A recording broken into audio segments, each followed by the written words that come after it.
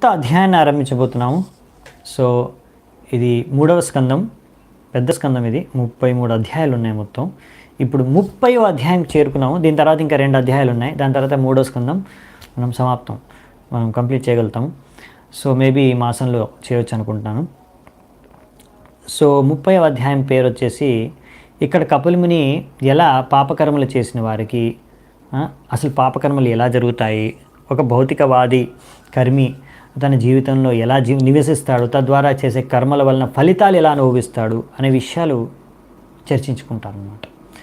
So Kapila Muni ఇక్కడ ఒక భౌతికవాది యొక్క జీవన విధానం ఎలా ఉంటుంది, అలా జీవించడం కారణంగా మృత్యు సమయంలో ఏం జరుగుతుంది, అలా మృతి చెందిన తర్వాత మరి నరకానికి వెళ్ళాల్సిందే, వెళ్ళే దారిలో ఏం జరుగుతుంది, నరకానికి వెళ్ళిన తర్వాత ఏం అనుభవిస్తాడు ఆ వ్యక్తి, సో ఎవరు మరి నరకానికి వెళ్తారు అనే విషయాన్ని ఇక్కడ కపిలముని వర్ణిస్తారు. సో ఈరోజు మనం ఒక భౌతికవాది, ఒక కర్మి, ఒక గృహమేది ఎలా తన జీవన విధానం ఉంటుంది, ఎలా తను సుఖదుఖాలను అనుభవిస్తాడు అనే విషయాన్ని మనం ఈరోజు చర్చించుకుందామంట. మొదటవ శ్లోకం నుంచి 9వ శ్లోకం వరకు మంగళాచరణ చేసుకొని మొదలు పెడదాం. ఓం అజ్ఞానతిమిరాంధస్య జ్ఞానాంజనశలాకయ చక్షురున్మిలితం యేన తస్మై శ్రీగురవే నమః. శ్రీచైతన్యమనోభీష్టం స్థాపితం యేన భూతలే స్వయం రూపః కదా మహ్యం దదాతి స్వపదాంతికం. వందేహం శ్రీగురూన్ శ్రీయుతాపదకమలం శ్రీగురూన్ వైష్ణవాంశ్చ శ్రీరూపం సాగ్రజాతం సహగణ రఘునాథాన్వితాం తం సజీవం సాద్వైతం సావధూతం పరిజనసహితం కృష్ణచైతన్యదేవం శ్రీరాధాకృష్ణపాదాన్ సహగణ లలితా శ్రీవిశాఖాన్వితాంశ్చ నమావోం విష్ణుపాదాయ కృష్ణప్రేష్టాయ భూతలే శ్రీమతే భక్తివేదాంత స్వామినితి నామినే. నమస్తే సారస్వతే దేవే గౌరవాణి ప్రచారిణే నిర్విశేష శూన్యవాది పాశ్చాత్యదేశతారిణే. నమో మహావదన్యాయ కృష్ణ ప్రేమ ప్రదాయతే కృష్ణాయ కృష్ణ చైతన్యానామినే గౌరత్విసే నమః. హే కృష్ణ కరుణా సింధో దీనబంధు జగత్పతే గోపేశ గోపికాకాంత రాధాకాంత నమోస్తుతే. తప్త కాంచన గౌరాంగీ రాధే బృందావనేశ్వరి వృషభానుసుతే దేవి ప్రణమామి హరిప్రియే. నీలాచల నివాసాయ నిత్యాయ పరమాత్మనే బలభద్రసుభద్రాభ్యాం జగన్నాథాయ తే నమః. వాంఛాకల్పతరుభ్యశ్చ కృపాసింధుభ్య ఏవ చ పతితానాం పావనేభ్యో వైష్ణవేభ్యో నమో నమః. జయ శ్రీకృష్ణ చైతన్య ప్రభు నిత్యానంద శ్రీ అద్వైత గదాధర శ్రీవాసాది గౌరభక్తవృంద.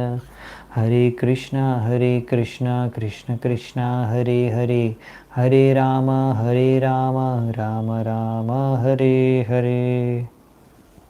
హరే కృష్ణ. సో మొదటి శ్లోకం నుంచి ఈరోజు కొత్త అధ్యాయాన్ని ఆరంభిద్దామంట.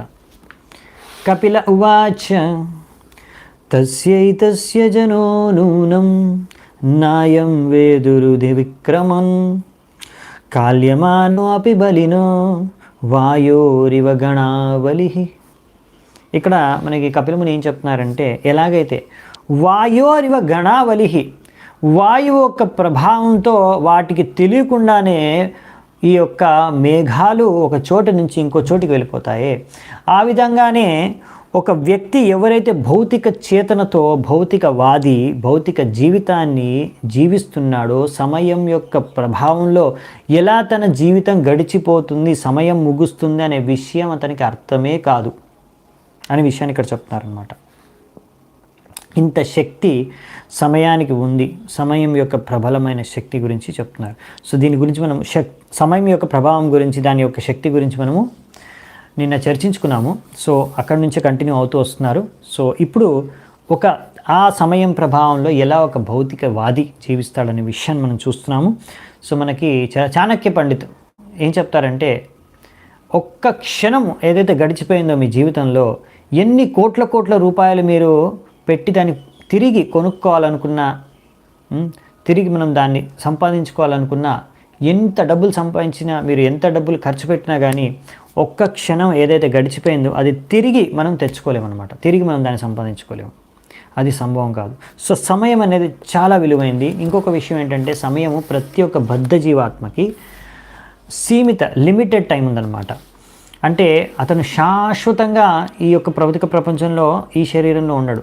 భౌతిక బద్ధ జీవాత్మ ఈ బద్ధ అవస్థలో మనకి శరీరంలో మనకి కొంత సమయం వరకే ఈ శరీరంలో ఉండడానికి మనకు సమయం ఇచ్చారు, కేటాయించారు. ఈ సమయం అయిపోగానే ఈ శరీరం నుంచి మిమ్మల్ని అంటే బయటకు పంపించేస్తారు. ఈ సమయము కాలము మిమ్మల్ని వెళ్ళగొట్టేస్తారనమాట. ఈ యొక్క శరీరం నుంచి మీరు తరిమేస్తారు, మిమ్మల్ని బయటికి రావాల్సిందే, మీరు ఉండాలనుకున్నా ఉండలేరు. సో లిమిటెడ్ అనమాట మనకు టైం. సో ఈ సమయంలో మన సౌభాగ్యం ఏంటంటే ఇప్పుడు మనకి మనిషి శరీరం దొరికింది. దీంట్లో ఉండే ఒక ప్రత్యేకత ఏంటంటే ఈ శరీరంలో మనం భగవంతుడి గురించి అర్థం చేసుకోగలం. ఆ భగవంతుడి గురించి అర్థం చేసుకొని ఆ భక్తిని మనం పాటించి కృష్ణ భావనామృతాన్ని స్వీకరించి మనము శుద్ధమైపోతే ఈ సమయంలో, ఈ సీమిత సమయంలో, ఈ తక్కువ సమయంలో ఈ యొక్క మనకి ఒక అవకాశం అన్నమాట. ఈ అవకాశాన్ని కనుక మనం ఉపయోగించుకుంటే, సమయాన్ని వృధా చేయకుండా, అప్పుడు మనం మనిషి జీవితాన్ని సరిగ్గా ఉపయోగించుకున్న వాళ్ళం అయిపోతాం. సో సమయం అయిపోతుంది ప్రతి ఒక్కరికి. ఇప్పుడు మీకు 20 ఏళ్ళు అయిపోయాయంటే 20 ఏళ్ళు మీ వయస్సు అంటే 20 ఏళ్ళు అయిపోయింది సమయం. మీకు కేటాయించిన సమయంలో ఎంత కేటాయించారో మనకు తెలియదు, అది ఎవరికి తెలియదు, అవునా? ఏ రోజు ఎప్పుడు మరణిస్తారో తెలియదు. సో మీకు కేటాయించిన సమయంలో 20 ఏళ్ళు అయిపోయాయి. ఇప్పుడు 50 ఏళ్ళు అంటే 50 ఏళ్ళు ఇప్పటివరకు అయిపోయాయి. అంటే 50 ఏళ్ళు మీరు మృతి చెందారు ఆల్రెడీ. సో అయిపోయింది. సో అందుకే చాలా మనము ఇప్పుడైనా మేలుకోవాలి. అందుకే ఇక్కడ ప్రభుపాల ద్వారా రాశారు. సో ఈ తక్కువ సమయంలోనే ఎలాగైనా సరే మన ఒక అవకాశాన్ని, మానవ శరీరం ఇచ్చారు మనకి, ఈ అవకాశాన్ని ఉపయోగించుకొని భక్తి చేసుకొని వెళ్ళిపోవాలి. ఇంకా సమయం ఉందిలే అనుకోకూడదు. ఇదే మాయా మోహితం అంటే. సో దాని గురించి ఇంకా మనకి ఇక్కడ ఇప్పుడు మరి అలా భక్తిని చేసుకోకుండా, భక్తి జీవితాన్ని పాటించకుండా మనకిచ్చిన ఈ సమయాన్ని, ఈ శరీరాన్ని మరి ఒక భౌతికవాది ఎలా దుర్వినియోగం చేస్తాడు, ఎలా ఉపయోగించుకుంటాడు, తద్వారా ఎటువంటి ఫలితాలని అనుభవించబోతున్నాడు అనే విషయాన్ని ఈరోజు మొదలు పెడితే రేపు ఇంకా వచ్చే క్లాసులో చర్చించుకుంటాం. యం యమర్థం ఉపాదత్తే దుఃఖేన సుఖహేతవే తం తం దునోతి భగవాన్ పుమాన్ చోచతి యత్కృతే. సో ఇక్కడ ఏం చెప్తున్నారంటే ఈ యొక్క భౌతికవాది ఎంతో కష్టపడి, ఈ కర్మి ఎంతో కష్టపడి శ్రమించి ఎన్నో బాధలని తట్టుకొని అతను ఎన్నో విషయాలు సాధిస్తారు, లేకపోతే ఏదో ఒకటి ప్రయత్నిస్తారు, ఎలాగైనా ఒక ఆనందం లభిస్తుంది, ఏదో ఒక ఆనందం, భౌతిక ఆనందం నాకు దొరుకుతుంది అని ఆశించి. కానీ భగవంతుడు ఈ సమయం కాల రూపంలో వచ్చేసి అన్నీ ఒక సమయంలో నశించిపోతాయి. ఇప్పుడు అనుకుంటున్నాడు కాల ప్రభావంలో అన్నీ నశించిపోతాయి. దాని తర్వాత ఆ వ్యక్తి, ఆ బద్ధ జీవాత్మ కర్మి ఎంతో పుమాంచోచతి యత్కృతే. శోచతి అంటే శోచించడం అంటే ఏడవడం. సో అలాంటి వ్యక్తి ఏడుస్తాడు తర్వాత. అయ్యో ఇంత చేశాను, ఇంత అయ్యాను, ఇంత చేశాను, ఇంత కష్టపడ్డాను, జీవితాంతం అంతగా నాకు మిగిలింది ఇదేనా, నాకు జరిగింది ఇదేనా, నేనేం పాపం చేశాను, అది ఇది అనేసి మొత్తుకుంటూ ఉంటారు, ఏడుస్తూ ఉంటారు, బాధపడుతూ ఉంటారు. భౌతికవాది ఏదైనా కావచ్చు. ఒక వ్యక్తి జీవితాంతం కష్టపడి తను ఆశించాడు, ఓకే నా పిల్లల్ని బాగా పెద్ద చదువులు చదివిస్తాను, వాళ్ళు పెద్దగా చదువులు చదివి చాలా డబ్బులు సంపాదించి నా పేరు ప్రఖ్యాతలు పెంచేస్తారు, నన్ను చాలా బాగా చూసుకుంటారు, మంచి పెద్ద పెద్ద సువిధలు నాకు అందిస్తారు, మంచి మంచి సేవలు చేస్తారు. తర్వాత వాడు పెద్ద అయిన తర్వాత వాళ్ళు ఆశించే విధంగా అంతగా డబ్బు సంపాదించుకోక నిరుద్యోగులై తిరుగుతుండొచ్చు రోడ్లెంబడి, తెలియదు. లేకపోతే బాగా డబ్బులు సంపాదించినా కానీ వాళ్ళు ఎక్కడో అమెరికాలో ఎక్కడో వెళ్ళి సెటిల్ అయిపోయారు, ఒకసారి ఫోన్ కూడా చేయరు తల్లిదండ్రులకి. సో లేకపోతే అసలు పట్టించుకోరు, లేకపోతే అలా ఏదో ఉంటాయి. లేకపోతే ఒక బంగ్లా కట్టుకుంటాడు ఒక వ్యక్తి చాలా కష్టపడి, తర్వాత ఏం జరుగుతుంది, ఏదో భూకంపం వచ్చి బంగ్లా మొత్తం విరిగిపోవచ్చు, అంతా కూడా నాశనం అయిపోవచ్చు. కాల సమయంలో ఎన్నో పరివర్తన జరుగుతాయి. ఒక వ్యక్తి భౌతికవాది ఎన్నో ఆశించి ఎన్నో విషయాల్ని ఆలోచించి దీని ద్వారా నాకు భవిష్యత్తులో ఆనందం కలుగుతుంది, ఆనందం నేను పొందవచ్చు అనే ఉద్దేశంతో ఎంతో కష్టపడి ఏవో చేస్తుంటాడు ప్రయత్నాలు. కానీ తర్వాత ఆ విధంగా ఆయన అనుకున్న విధంగా ఆనందం దక్కకపోవచ్చు. సో ఫైనల్గా ఏదో కొంత సమయంలో చిన్నగా ఏదైనా వాళ్ళకి ఆనందం దక్కినా అది శాశ్వతం కాదనమాట. సో భౌతికంగా ఏ వ్యక్తి ఎంత ఆనందాన్ని అనుభవిస్తున్నాడో అంతే దుఃఖాన్ని భవిష్యత్తులో అనుభవించాల్సిందే. ఎందుకంటే భౌతికంగా ఆనందం అంటూ ఏం లేదు, ఆ విషయం అర్థం చేసుకోవాలి. ఎందుకంటే ఏ విషయం అయితే మీకు భౌతికంగా ఈరోజు ఆనందం ఇస్తుందో అదే విషయం రేపు నశించిపోయినప్పుడు మీకు అంతకన్నా ఎక్కువ బాధను కలిగజేస్తుంది. సో మనము చరిత్ర చూడవచ్చు, హిస్టరీ ప్రభుపాల్ ద్వారా రాశారు. పెద్ద పెద్ద సామ్రాజ్యాలు కొంతమంది రాజులు నిర్మించారు. పెద్ద పెద్ద సామ్రాజ్యాలు నిర్మించినా కానీ ఆ సామ్రాజ్యాలన్నీ కూడా మానంలో అన్నీ కూలిపోయాయి, అన్నీ నాశనం అయిపోయాయి. ఈరోజు ఏం లేవు, అవునా? పెద్ద పెద్ద రోమన్ ఎంపైర్ కానీ, మొఘల్ ఎంపైర్ కానీ, బ్రిటిష్ ఎంపైర్ కానీ, ఏది పెద్ద పెద్ద సామ్రాజ్యాలు అన్నీ కూలిపోయాయి, అన్నీ నశించిపోయాయి కాల క్రమంలో. ఈరోజు ఆ సామ్రాజ్యాలు లేవు, పేర్లు మాత్రమే చరిత్రలో పుస్తకాల్లో మిగిలిపోయాయి అంతే. వాస్తవానికి ఆ సామ్రాజ్యాలు లేవు. సో అలా అన్నమాట. సో కాలమానంలో అన్నీ కూడా నశించిపోతాయి, ఏది శాశ్వతం కాదు ఇక్కడ భౌతిక ప్రపంచంలో. కానీ ఈ విషయాన్ని అర్థం చేసుకోకుండా ఇవన్నీ శాశ్వతం అని ఆలోచించి కార్యాలు నిర్వహిస్తుంటాడే అతనే భౌతికవాది. దాని గురించి నెక్స్ట్ శ్లోకంలో చెప్తున్నారు. యద్ అధ్రువస్య దేహస్య సానుబంధస్య దుర్మతి ధ్రువాని మన్యతే మోహాద్ గృహక్షేత్ర వసూని చ. కానీ ఇలా తప్పుగా ఆలోచిస్తున్నాడు ఈ భౌతికవాది కర్మి. సో అతను అనుకుంటున్నాడు ఈ అశాశ్వతమైన శరీరాన్ని, దీనికి సంబంధించిన ఆస్తి, ఆసక్తులు, సంపద, కుటుంబం, పరివారం, మిత్రులు, బంధువులు, ఇవన్నీ దీనికి సంబంధించిన అవన్నీ కూడా శాశ్వతం అని ఆలోచిస్తున్నాడు. తద్వారా ఈ యొక్క అంధకారం, అజ్ఞానంతో జీవిస్తున్నాడు. ఇతనే భౌతికవాది అంటే. ఇలాంటి వాళ్ళు ఏమనుకుంటారంటే, ఇలా కృష్ణ భావనామృతం ఎవరైనా కృష్ణ చైతన్యంలోకి వెళ్ళి ఇలా హరే కృష్ణ జపం చేస్తుంది, వీళ్ళేంటి పిచ్చవాళ్ళలాగా ఎప్పుడు హరే కృష్ణ జపం చేస్తున్నారేంటి అని. కానీ ఇప్పుడు వాళ్ళు అంధకారంలో ఉండి ఆ అంధకారం ఈ మాయామోహితమై వాళ్ళకి వాళ్ళు ఏం చేస్తున్నారో, వాళ్ళు ఏం పిచ్చి పనులు చేస్తున్నారో వాళ్ళకి అర్థం కావట్లేదు. ఎందుకంటే ఇవన్నీ కూడా వేస్ట్, వాళ్ళు చేసే పనులన్నీ కూడా ఇవన్నీ రోజు నశించిపోతాయి.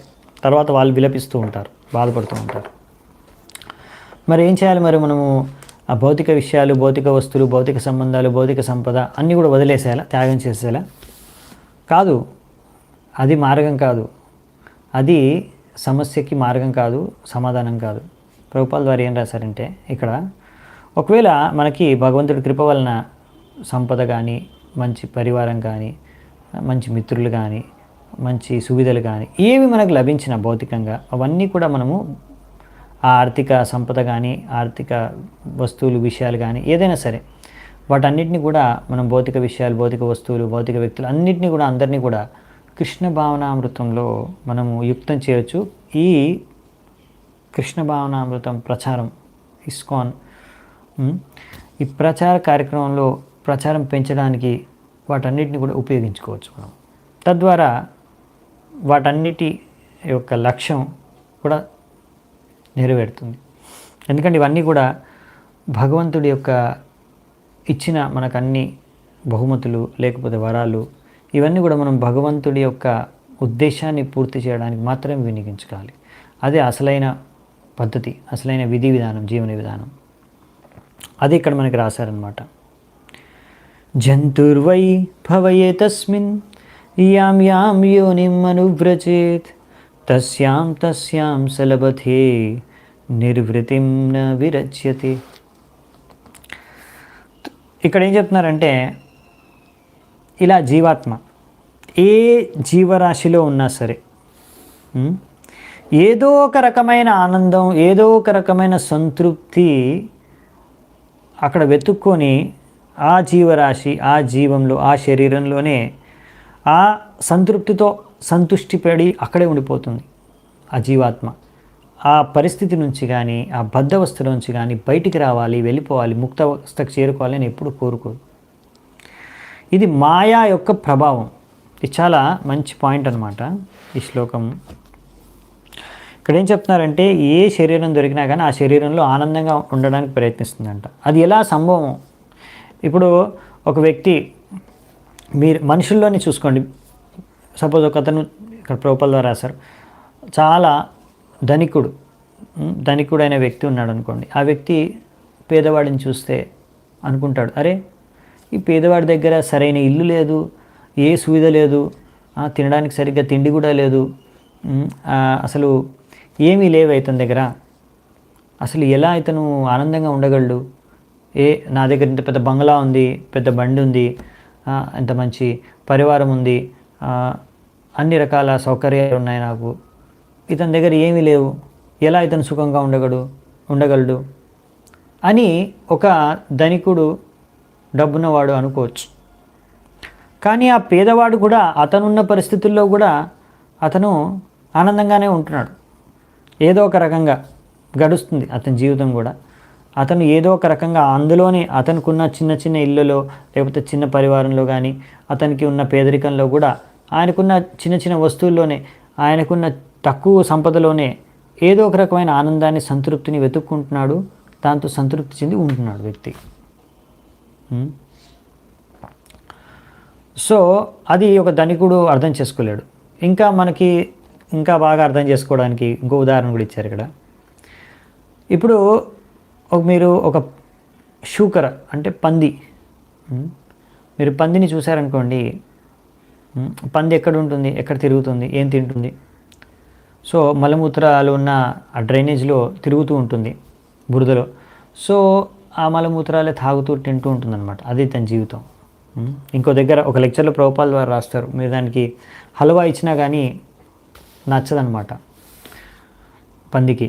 అరే హల్వా నాకు వద్దండి. సో దానికి అక్కడున్న వాతావరణం ఎంతో బాగా నచ్చుతుంది. ఆ వాతావరణంలోనే ఉండాలనుకుంటుంది పంది.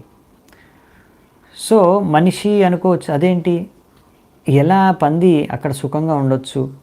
ఎందుకంటే ఒక మనిషి అలాంటి పరిస్థితిలో సుఖంగా ఉండలేడు, అలాంటి ఆహారాన్ని సేవించలేడు, పంది సేవించిన ఆహారాన్ని. కానీ పంది అక్కడ ఎంతో సుఖంగా, సంతోషంగా ఉందన్నమాట అదే శరీరంలో. సో ఇది ఎలా సంభవం అంటే మాయా యొక్క 2 కార్యాల ద్వారా. మాయ మోహితం చేస్తుంది, 2 ఉన్నాయి, 2 శక్తులు, 2 కార్యాల ద్వారా. ఒకటి ఏంటంటే ప్రక్షేపాత్మిక శక్తి, ఇంకొకటి ఆవరణాత్మిక శక్తి. ఆవరణాత్మిక అంటే ఆవరణం అంటే కప్పేయడం అనమాట, కప్పే శక్తి. మిమ్మల్ని మీ ఆ నిజం నుంచి మీకు తెలియకుండా, సత్యం తెలియకుండా మిమ్మల్ని ఇలా మీ యొక్క చేతనను కప్పిపుచ్చి ఉంచే శక్తి మాయకుండే ఆవరణాత్మిక శక్తి. ఇంకోటి ఏంటంటే ప్రక్షేపాత్మిక శక్తి. ప్రక్షేపాత్మిక శక్తి అందులో కూడా ఇక్కడ రాశారు ఏంటంటే పుల్లింగ్ డౌన్, మీ యొక్క చేతనను కూడా భౌతిక చేతన స్థాయిలోకి ఉంచేస్తుంది అన్నమాట. సో తద్వారా ఏంటంటే ఒక జీవాత్మ ఎటువంటి పరిస్థితుల్లో ఉన్నా సరే, సో ఈ యొక్క శక్తుల ద్వారా ఏంటంటే వారి చేతన కూడా తగ్గిపోతుంది అన్నమాట. ఎలాగైతే ఇప్పుడు మనిషికి పూర్ణ వికసితమైన చేతన ఉంటుంది, కానీ వేరే పశువుల్లో, పక్షుల్లో చేతన కొంచెం తక్కువ ఉంటుంది వికసితం. ఇంకా మీరు చెట్లు అయితే ఇంకా తక్కువ చేతన ఉంటుందన్నమాట. సో అలా తక్కువ చేతనలు ఏంటంటే వాళ్ళకి అటువంటి రకరకాల దుఃఖాలు అవన్నీ తట్టుకునే, లేకపోతే అర్థం కాని చేతనలో వాళ్ళు ఉండగలుగుతారు అన్నమాట. అలా మాయా మోహితమై ఉండగలుగుతారు. సో ఇదంతా మాయా యొక్క ప్రభావం అన్నమాట. సో ఎంతగా ఉంటుందంటే నెక్స్ట్ శ్లోకంలో చెప్తున్నారు, నరకస్థోపి దేహం వై నపుమాంస్త్యక్తుమిచ్చతి నారక్యాం నిర్వృతౌ సత్యాం దేవమాయా విమోహితః. ఒక బద్ధ జీవాత్మ ఎంతగా సంతృష్టి చెంది ఉంటుందంటే తను ఉన్న పరిస్థితుల్లో, జీవితంలో, శరీరంలో ఈ యొక్క మాయా మోహిత శక్తి ఎంత ప్రభావం అంటే దేవమాయ విమోహితగా ఎంతగా మోహితమైపోయి ఉంటుందంటే అక్కడ నరకంలో ఉన్నా కానీ నరక్యాం నిర్వృతౌ సత్యం, అక్కడ కూడా నరకంలో కూడా ఏదో ఆనందాన్ని వెతుక్కొని సంతృప్తి చెంది నరకంలో కూడా ఆనందంగా ఉండే పరిస్థితి అన్నమాట. సో నరకంలో కూడా ఏం ఆనందం ఉంటుంది, కానీ నరకంలో కూడా సంతృప్తి చెంది ఆనందంగా ఉండగలుగుతుందంట. ఈ యొక్క మాయ యొక్క శక్తి విమోహితమైపోయి ఒక జీవాత్మ. ఒక ఉదాహరణ ఇచ్చారు ఇక్కడ వీటిని అర్థం చేసుకోవడానికి. ఒకసారి ఇంద్రుడు తన గురువు ఆయన బృహస్పతి పట్ల అపరాధం చేయడం కారణంగా అతనికి పంది శరీరం దొరుకుతుందన్నమాట. సో అతను పంది శరీరం లభిస్తుంది, తర్వాత పందిలాగా జీవిస్తున్నాడు అతను. సో చాలా కాలం గడిచింది. ఇప్పుడు బ్రహ్మదేవుడు చూశాడు, ఇప్పుడు సమయం అయిపోయింది, ఇంద్రుడు మళ్ళీ తన పదవిని స్వీకరించి కార్యాలని నెరవేర్చాలి అని వెళ్ళి ఇంద్రుడికి చెప్పాడు బ్రహ్మదేవుడు. చూడు, నువ్వు ఇంద్ర, ఇది పంది కాదు, నువ్వు పంది శరీరంలో ఉన్నావు. సో ఇప్పుడు నీకు టైం అయిపోయింది, సమయం అయిపోయింది, ఇప్పుడు వచ్చేసేయి, నువ్వు మళ్ళీ ఇంద్ర పదవిని తీసుకో అంటే, అప్పుడు ఇంద్రుడు ఆ పంది శరీరంలో ఉండి అంటాడు, నాకు చాలా బాగుంది ఇక్కడే, ఈ లైఫ్ చాలా బాగుంది, జీవితం చాలా పంది జీవితం నాకు చాలా బాగుంది, నాకు ఇంద్రుడిలాగా మళ్ళీ ఇంద్రుడి ఎవరో నాకు తెలియదు, ఇంద్రుడిలాగా నాకు అవ్వడానికి ఇష్టం లేదు, నాకు పంది శరీరంలో చూడండి, ఇక్కడ నా పంది వైఫ్ ఉంది, అంటే భార్య, అది కూడా ఇంకో పంది, ఇంకా చిన్న చిన్న పంది పిల్లలు అసలు ఎంత బాగున్నాయి, ముద్దుగా ఉన్నాయి, చూడండి ఎలా అసలు ఇంత మంచి జీవితాన్ని, ఇంత మంచి కుటుంబాన్ని వదిలేసి ఎలా మీరు నన్ను వచ్చేయమంటున్నారు, నేను రాలేను, ఇదే బాగుంది నాకు లైఫ్, చాలా ఆనందంగా ఉన్నాను. సో ఇంద్రుడు పంది జీవితం దొరికినప్పుడు, పంది శరీరం దొరికినప్పుడు దానిలో సంతృప్తి చెంది దాని నుంచి బయటికి రావాలి అనుకోలేదు. బ్రహ్మదేవుడికి ఆ మిగతా కుటుంబవాసులందరినీ చంపేసి అతని యొక్క మాయనంతా కూడా తీసేయాల్సి వచ్చింది. అప్పుడు ఇంద్రుడికి మళ్ళీ ఇంద్రుడి పదవి స్వీకరించాడనమాట. సో ఇటువంటిదన్నమాట మాయా ప్రభావం.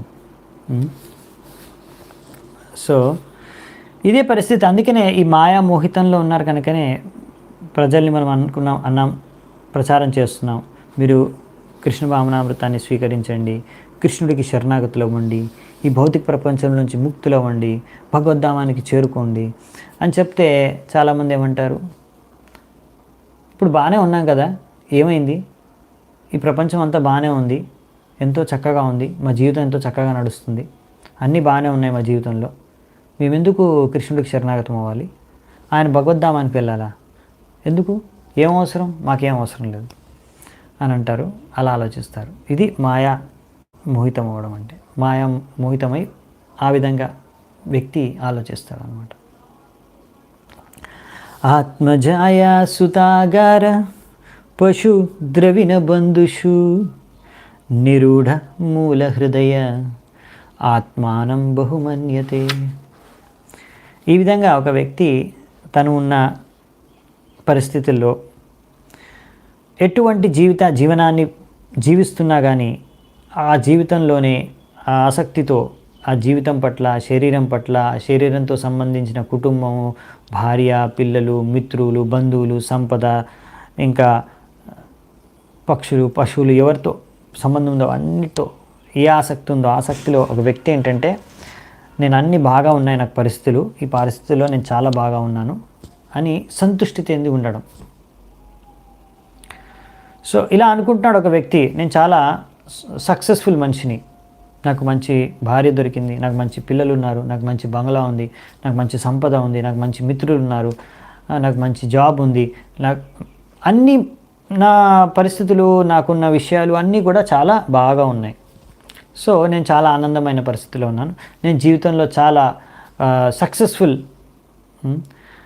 మనిషిని, వ్యక్తిని అని ఊహించుకొని ఒక వ్యక్తి ఇదే జీవితం యొక్క లక్ష్యం, ఇదే జీవితం అంటే అని ఊహించుకొని వ్యక్తి ఆనందంతో ఉండాలనుకుంటున్నాడు, ప్రయత్నిస్తున్నాడు. ఈ విధంగా ఉండి సంధ్యమానా సర్వాంగ యేషాముద్వహనాదిన కరోతి అవిరతం మూఢో దురితాని దురాశయ.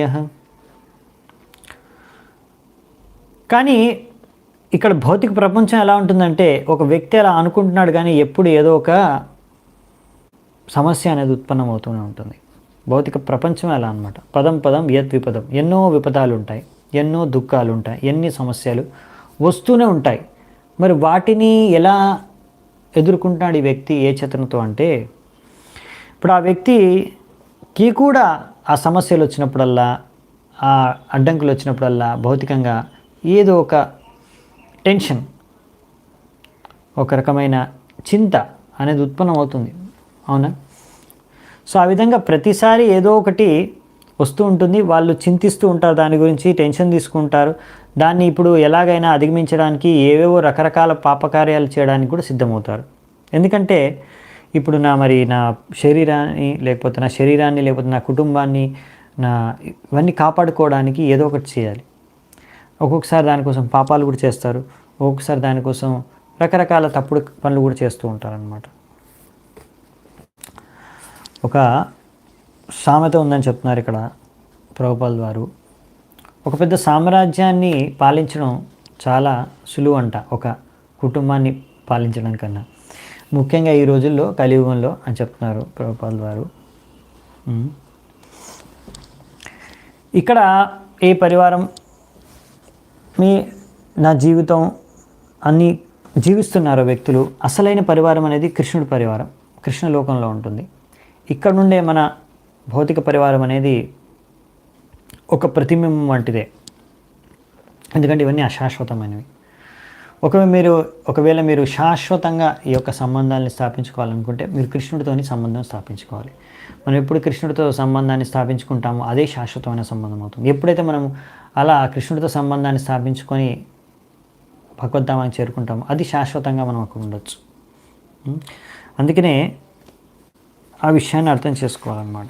కానీ ఆ విషయాన్ని అర్థం చేసుకోకుండా ఈ వ్యక్తి ఎవరైతే జీవిస్తాడో అతను ఇలా తన కుటుంబాన్ని పోషించడం కోసం ఒక్కొక్కసారి రకరకాల పాపకర్మలు కూడా చేయవలసి వస్తుంది, చేస్తాడని. ఆక్షిప్తాత్మేంద్రియ స్త్రీనాం సతీనాం చ మాయయ రహు రచితయాలాపై శిశూనాం కలభాషినాం.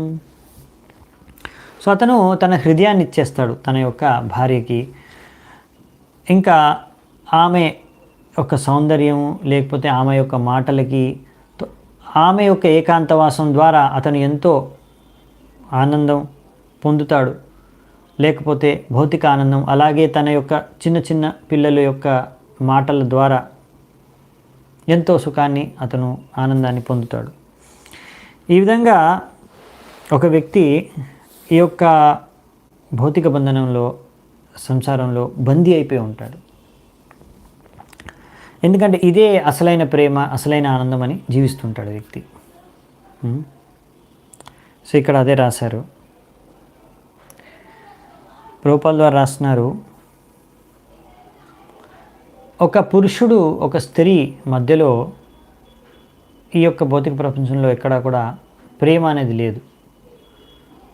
కానీ ఇక్కడ ఉన్నది కూడా ఇద్దరు ఒకరికొకరు ఏంటంటే, పురుషుడు అనుకుంటున్నాడు ఈ స్త్రీ ద్వారా నాకు ఆనందం లభిస్తుంది, స్త్రీ అనుకుంటుంది ఈ పురుషుడి ద్వారా నాకు ఆనందం లభిస్తుంది. అదే ఈ యొక్క ఆలోచనతోనే ఇద్దరు దాన్నే ప్రేమ అనుకొని అదే ప్రేమగా భావించి జీవిస్తున్నారు.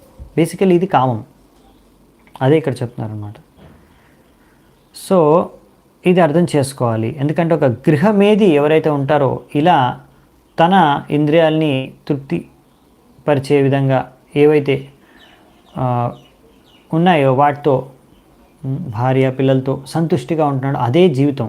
ఇలా ఆనందంగా ఉండడమే ఇంద్రియాల్ని భోగిస్తూ ఇదే జీవిత లక్ష్యం అని జీవిస్తాడు. ఇతన్ని గృహమేది అంటారు. గృహస్థ అంటే ఆ వ్యక్తి కూడా తన పరివారంతో, కుటుంబ వాసులతోనే నివసిస్తున్నాడు.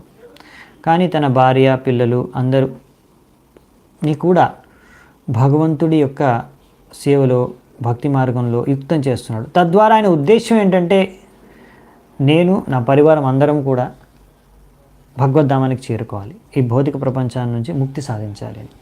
కానీ గృహమేది ఏంటంటే ఇక్కడే ఆనందంగా భోగిస్తూ జీవించాలి నేను నా పరివారంతో పాటు అని ఊహించడమే గృహమేది. సో ఇది ఒక పెద్ద ఆంతర్యం అనమాట, గృహమేది యొక్క ఇంకా గృహస్థ యొక్క చేతన. గృహేషు కూటధర్మేషు దుఃఖతంత్రేష్వతంద్రితః కుర్వన్ దుఃఖ ప్రతీకారం సుఖవన్ మన్యతే గృహి.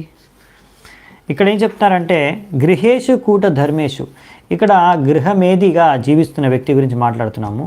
సో అటువంటి వ్యక్తి గృహంలో ఇంట్లో జీవిస్తున్నప్పుడు కూటధర్మేషు అంటే కుటిలత్వం, కూటధర్మం అంటే పాపాలు, రాజకీయాలు, కూటనాటి, రకరకాల అన్నీ కూడా చేయాల్సి వస్తుంది అన్నమాట జీవితంలో.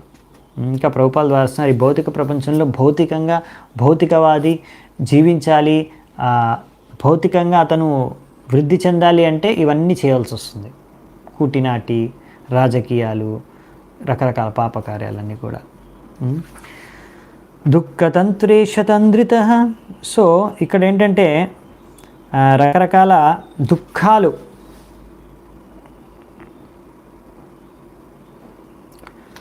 వస్తాయన్నమాట. రకరకాల దుఃఖాలు వస్తూ ఉంటాయి. వాటన్నిటిని కూడా అధిగమించడానికి ఎన్నో రకాల సుఖాలతో వాటిని కప్పిపుచ్చాలనుకుంటారు.